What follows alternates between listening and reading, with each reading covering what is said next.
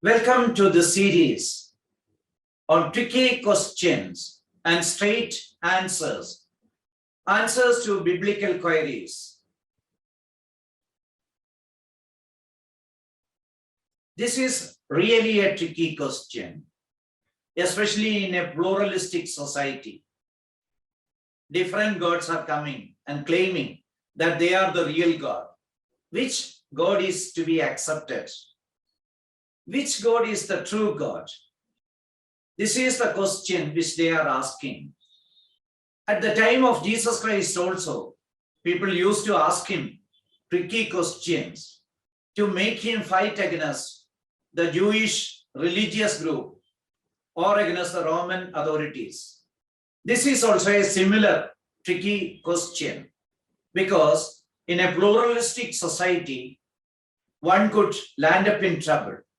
But the Bible has its own answer. Let me try to answer this question. We live in a pluralistic society. Different people believe in different religions and different gods. The teaching of all the religions are different. Therefore, one has to be true and the other has to be wrong. So the question is, which is the real God? Which God should be accepted from among the menu available? It is almost like the dilemma created when many people claim themselves to be the real mother of a person. How to find out the real mother? Which woman is the real mother? In spite of the modern advancements, there is no scientific methods to find out the parenthood 100% correct. Even DNA fingerprinting is not sufficient. The wisest person ever lived on the surface of the earth faced this question. One day, two women came to his court for justice. With them, there was a dead child and a live child. Each woman claimed that the live child belongs to her and the dead child belongs to the other. As these women were living all alone, there is no witnesses even. A very big predicament before King Solomon. He had to find out the mother of the living child and give that child to that real mother. He was in a real spot. What did Solomon do?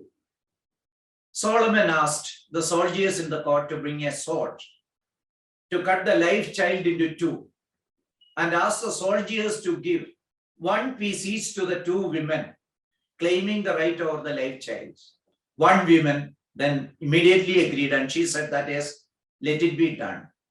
But the other women started crying and requesting that the child may be given to the other women and that the child may not be killed.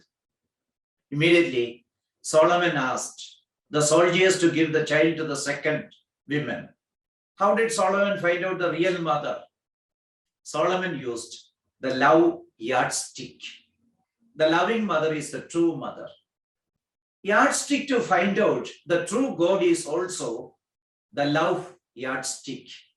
The creator God has to be love. Otherwise, no creation would have survived. Just think about ourselves. We are all imperfect. We are all sinful. The perfect God has the option to destroy all of us and create afresh. But he is not doing that. The only reason is that he is absolute love. This is true about the whole universe. The whole universe is existing because the God is absolute love. Therefore, the creator God has to be absolute love. And hence, the yardstick of love could be used to God as well. I would request each of the viewers to find out the true God, himself or herself, using the yardstick of love. I'll come to my conviction. I found Jesus to be the true God since I am convinced that, one, I am a sinner. Just by thinking about what I thought and did in the last 24 hours, I am convinced fully that I am a sinner. I think that anybody who is honest enough can come to the conclusion that he or she is a sinner. Secondly, I am convinced that Jesus is true God because he died in my place, suffering all the punishment which were to be given to me. It is like the debt of a particular person is paid by another, thereby liberating me from the responsibility to suffer the punishment. Yes, the death of Jesus Christ on the cross of Calvary, the ultimate expression of absolute love. Jesus himself said once that the maximum of love is dying for a friend. Yes, I see the pinnacle of love in the death of Jesus on the cross of Calvary on my behalf. In the light of the above convictions, I decided to accept Jesus Christ as my Lord. This enabled me to get the creator of the universe to guide me in my future life, though I am living in a fallible flesh in this world. What is your response? Do you see the display of absolute love on the cross of Calvary? Would you admit that you are a sinner? Would you believe that Jesus Christ died in your place on your behalf? And would you decide to accept Jesus as your Lord and live according to the instruction of Jesus available in the Bible? If you do that, you will be born again. You will be free from your sins and you will be able to live a life of happiness, free from all guilt. And ultimately, one day Jesus will come and he will take you to be with him forever and ever, to live in eternal bliss. If you opt to discard him, yes, you will land up in eternal hell, the ultimate place where regret rules.